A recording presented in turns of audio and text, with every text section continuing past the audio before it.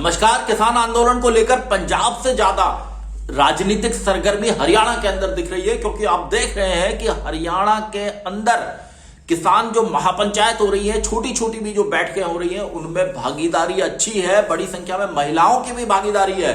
और जींद में जो किसान महापंचायत हुई है उसमें भी महिलाएं बड़ी संख्या में पहुंची और इस तरह की छोटी बैठकें पंचायतें गांव गांव में हो रही हैं। और निश्चित रूप से ये हरियाणा की बीजेपी जेजेपी सरकार के लिए मुश्किल का वक्त है। और ये इन मुश्किलों में इजाफा तब होता है जब नेता लगातार पार्टी छोड़ते हैं, बीजेपी के भी और जेजेपी के भी। और निश्चित रूप से अब जब 2.5 महीने का लगभग वक्त हो रहा है किसान आंदोलन को दिल्ली के बॉर्डर्स पर, तब बीजेपी तो एक बड़ा दल है, लेकिन जेजेपी का आधार सिर्फ हरियाणा में है और अभी वो नया राजनीतिक दल है। पहली बार में उसे सफलता बड़ी मिली थी, लेकिन किसान आंदोलन में के कारण जेजेपी को लगातार चुनौती मिल रही है। किसान और युवा जो है वो दुष्यंत चौटाला पर हमले कर रहे हैं कि उन्हें किसानों के समर्थन में खड़ा होना चाहिए, ना कि सरकार के साथ। देखना होगा कि दुष्यंत चौटाला इस सियासी दबाव को,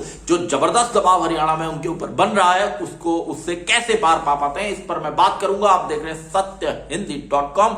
अपील मेरी आपसे वही है कि कॉर्पोरेट मीडिया के मुकाबले आजाद पत्रकारिता का समर्थन करें। सत्य हिंदी की सदस्यता योजना में शामिल हो। आर्थिक भुगतान का लिंक हमने डिस्क्रिप्शन में दिया हुआ है। आप देख रहे हैं कि हरियाणा के अंदर जब से किसान आंदोलन शुरू हुआ है, पहले थोड़े हल्के स्तर पर सुगबुगाहट थी, उसके बाद कई खाप पंचायतों ने इस बात का ऐलान किया कि वो बीजेपी और जेजेपी के नेताओं का बहिष्कार करेंगे अगर उनके इलाके में आए। हमने देखा कि जब दुष्यंत चौटाला का हेलीकॉप्टर भी किसानों ने नहीं उतरने दिया था, इसके बाद कैमला गांव में जो महापंचायत हुई थी, उस महापंचायत को होने नहीं दिया था कि उसमें मुख्यमंत्री मनोहर लाल खट्टर को आना था, जो वो कार्यक्रम था, जो पंचायत थी।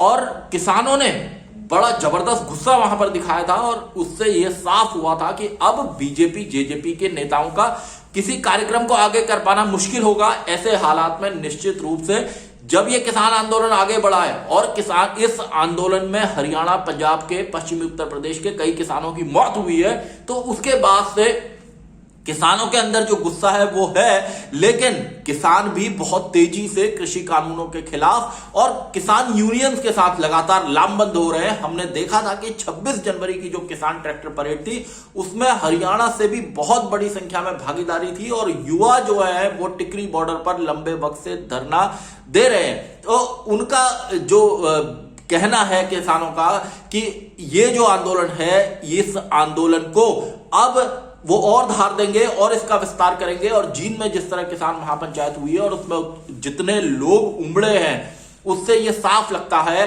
तमाम खाप पंचायतों के साथ आने से इस किसान आंदोलन में ये साफ लगता है कि अब सरकार के लिए, हरियाणा की सरकार के लिए, केंद्र की सरकार के लिए तो मुश्किल है ही है, हरियाणा की सरकार के लिए भी मुश्किल खड़ी हो रही है। कुछ महीने पहले जब हरियाणा में नगर निगम के चुनाव हुए थे, तो जो स्थानीय कुछ निकायों के भी उसमें चुनाव थे, उसमें मैसेज साफ गया था कि बीजेपी जेजेपी के लिए मुश्किलें खड़ी होंगी।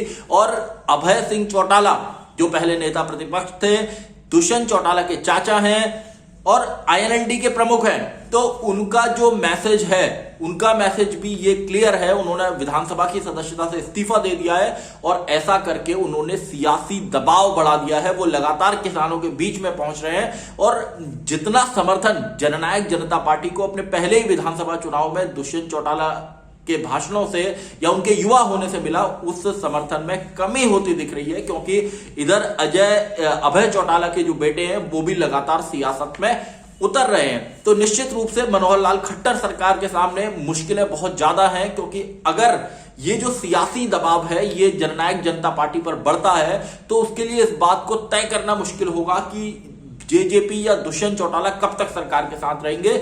इसी बीच करनाल जिले में पार्टी के अध्यक्ष इंद्रजीत सिंह गौराया, उन्होंने पार्टी को छोड़ दिया है, जेजेपी से अलविदा कह दिया है। अभी कुछ दिन पहले ही रामपाल माजरा, जो बड़े नेता थे बीजेपी के हरियाणा में, या बलवान सिंह दौलतपुरिया, इन लोगों ने भी पार्टी को छोड़ा है। उससे पहले सोमवीर सांगवान जो निर्दलीय विधायक थे, उन्होंने किसानों के समर्थन में पार्टी को छोड़ा है। तो हरियाणा के अंदर जेजेपी के विधायकों में कृषि कानूनों के खिलाफ किसानों के समर्थन में खड़े होने को लेकर पहले से ही हलचल है। इसको लेकर कई बार नाराजगी सामने आ चुकी है और दुष्यंत चौटाला के लिए मुश्किल बहुत ज्यादा है, क्योंकि वो कैसे किसानों और सरकार के बीच में किस तरह अपनी बात को रखें। वो बार बार कहते हैं कि एमएसपी को लेकर उनकी प्रतिबद्धता है, लेकिन यहां तो किसान एमएसपी को लेकर गारंटी कानून बनाने की मांग कर रहे हैं और कृषि कानूनों की वापसी तो उनकी प्रमुख मांग है ही। ऐसे हालात में हरियाणा के अंदर दुष्यंत चौटाला के लिए मुश्किलें, निश्चित रूप से उनकी मुश्किलों में इजाफा होता है। सोशल मीडिया बहुत ताकतवर है और इस मीडिया पर लगातार इस बात को पूछा जा रहा है कि जब शिरोमणि अकाली दल एनडीए से बाहर निकल सकता है, जब हनुमान बेनीवाल एनडीए से बाहर निकल सकते हैं, तो दुष्यंत चौटाला की आखिर क्या सियासी मजबूरी है। उन पर आरोप लगता है दुष्यंत चौटाला पर कि वो कुर्सी के मोह में है, वो डिप्टी चीफ मिनिस्टर की कुर्सी नहीं छोड़ना चाहते और इस वजह से वो सरकार से बाहर निकलने को तैयार नहीं है। लेकिन ऐसा जरूर लगता है, क्योंकि हरियाणा पंजाब में किसानी बड़े पैमाने पर होती है, ऐसा जरूर लगता है कि अगर दुष्यंत लंबे वक्त तक रहते हैं और जिस तरह हरियाणा में आंदोलन बढ़ रहा है उससे सियासी नुकसान कहीं ना कहीं दुष्यंत चौटाला को हो सकता है, क्योंकि जो नगर निगम चुनाव के नतीजे थे वो भी इस ओर साफ इशारा कर रहे थे। दुष्यंत के पिता अजय चौटाला भी दिसंबर में ही जब आंदोलन शुरू हो गया था तभी उन्होंने कहा था कि सरकार को एमएसपी को लेकर लिखकर देने में क्या परेशानी है। उन्होंने एक तरह से दबाव बनाने की कोशिश की थी। उन्होंने कहा था कि केंद्र सरकार तक हमने ये मैसेज साफ पहुंचा दिया है कि वो इस मसले का जल्दी हल निकाले, क्योंकि जो देश का अन्नदाता है, जो किसान है, वो सड़क पर है, ठंड में है। और अब जब ठंड का मौसम निकल चुका है, गर्मी लगभग मौसम बदल रहा है, तो ऐसे में किसानों की संख्या भी इन बॉर्डर्स पर लगातार बढ़ती जा रही है, किसान उमड़ते जा रहे हैं और इसे लेकर हरियाणा की सरकार की भी अपनी चिंताएं हैं। जेजेपी के अंदर दुष्यंत चौटाला की अपने विधायकों को मनाए रखने की को लेकर चिंताएं हैं, क्योंकि ये बात सामने आ चुकी है कि जेजेपी के कई विधायक खुलकर इस बात को कह चुके हैं कि पार्टी को किसानों के समर्थन में खुलकर आगे आना चाहिए। और सोशल मीडिया पर जिस तरह का माहौल है, वहां पर दुष्यंत चौटाला से लगातार कहा जाता है कि वो आखिर किसानों के समर्थन में उस तरह क्यों नहीं आते जिस तरह हनुमान बेनीवाल आए या जिस तरह सुखबीर बादल निकलकर सामने आए। हरियाणा के अंदर कलाकारों ने भी एक माहौल बनाया हुआ है और वो भी किसानों के समर्थन में खुलकर सामने आए हैं, जैसा हमने पंजाब में पंजाबी गायकों के गानों के जरिए देखा कि उन्होंने कृषि कानूनों के खिलाफ आंदोलन कर रहे किसानों का खुलकर समर्थन किया।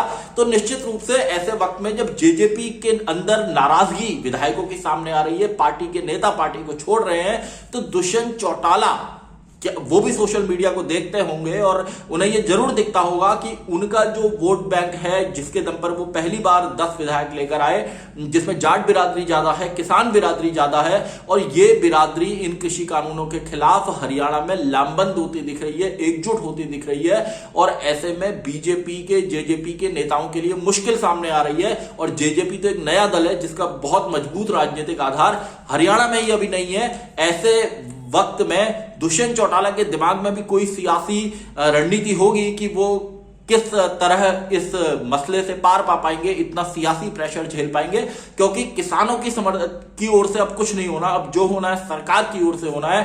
सरकार को कृषि कानून वापस लेने हैं, सरकार को एमएसपी पर गारंटी एक्ट बनाना है। और किसानों ने साफ कह दिया है कि उनका आंदोलन तो जब तक उनकी ये 2 मांगे पूरी नहीं होती तब तक चलेगा। तो तब तक कितने और नेता जेजेपी को छोड़ेंगे, बीजेपी को छोड़ेंगे, और हरियाणा की जो खट्टर सरकार है वो कितना सियासी प्रेशर झेल पाएगी। क्योंकि अगर विधायकों में, कुछ विधायकों में नाराजगी बढ़ी और 2-4 विधायक भी इधर उधर हुए, तो सरकार का निश्चित रूप से मुश्किल में आना तय है। और ऐसे में कांग्रेस पूरी तरह तैयार है। हरियाणा में उसने काफी लंबे वक्त तक अभी प्रदर्शन भी किए हैं और अविश्वास प्रस्ताव लाने की तैयारी में भी है पार्टी को जैसे ही लगेगा मौका कि अब जो बहुमत के लिए विधायक है उससे कम इनके पास होंगे बीजेपी जेजेपी के सरकार के सामने, तो वो निश्चित रूप से अविश्वास प्रस्ताव लाएगी। और भूपेंद्र सिंह हुड्डा और कुमारी शैलजा लगातार वहां पर किसानों के समर्थन में आगे आ रहे हैं। और अब जो देखने को मिल रहा है वो ये कि आंदोलन हरियाणा के अंदर बहुत बड़ा होता दिख रहा है, क्योंकि जींद की किसान महापंचायत में जबरदस्त भीड़ उमड़ी है और राकेश टिकैत वहां पहुंचे थे और उन्होंने इस बात को कहा कि इस तरह की किसान महापंचायतें आगे भी होंगी। इसके अलावा इंटरनेट बैन होने को लेकर वहां के किसान बहुत नाराज हैं। उन्होंने कई बार जींद चंडीगढ़ हाईवे को 1-2 बार उसको जाम किया है और कुछ हाईवेज पर भी जाम लगाया है। उनका यह कहना है कि सरकार उनकी आवाज को रोकना चाहती है, उनकी आवाज को लोगों तक नहीं पहुंचने देना चाहती, और ऐसी स्थिति में किसानों के अंदर जो गुस्सा है वो लगातार बढ़ रहा है। सरकार के सामने ऑप्शन और विकल्प एक ही है कि वो तुरंत उनकी मांगों को मान ले, नहीं तो जिस तरह की जींद की किसान महापंचायत है, अगर ऐसी भीड़ और उमड़ी जैसी राजस्थान में हमने देखी, पश्चिमी उत्तर प्रदेश में हमने देखी, तो निश्चित रूप से खट्टर सरकार के सामने मुश्किलें खड़ी होंगी। और अगर कुछ और नेता बीजेपी जेजेपी की पार्टी छोड़ते हैं तो सरकार के लिए बने रहना मुश्किल होगा। दुष्यंत चौटाला पर बहुत ज्यादा सियासी दबाव आ जाएगा, उनकी पूरी सियासत अभी आगे है और किसान उनसे लगातार कह रहे हैं कि उन्हें किसानों के समर्थन में अब भी वक्त है, अब भी अगर वो आ जाए तो अच्छा है, क्योंकि बेनीवाल और जब सुखबीर बादल आ गए तो उन्हें आने में क्या परेशानी है। तो इस तरह के लगातार सवाल दुष्यंत चौटाला से पूछे जा रहे हैं। देखना यही होगा, सवाल सबसे बड़ा यही है कि दुष्यंत चौटाला कितने वक्त तक अपने विधायकों को रोक सकते हैं, पार्टी को एकजुट कर सकते हैं, क्योंकि किसान आंदोलन जिस तरह रफ्तार पकड़ रहा है, तेज हो रहा है, उसमें लंबे वक्त तक इस सियासी दबाव को बर्दाश्त कर पाना उनके लिए आसान नहीं होगा। सत्यहिंदी.com में आज के लिए बस इतना ही। ऐसे ही तमाम मुद्दों पर मेरी आपसे आगे भी बातचीत होती रहेगी। धन्यवाद।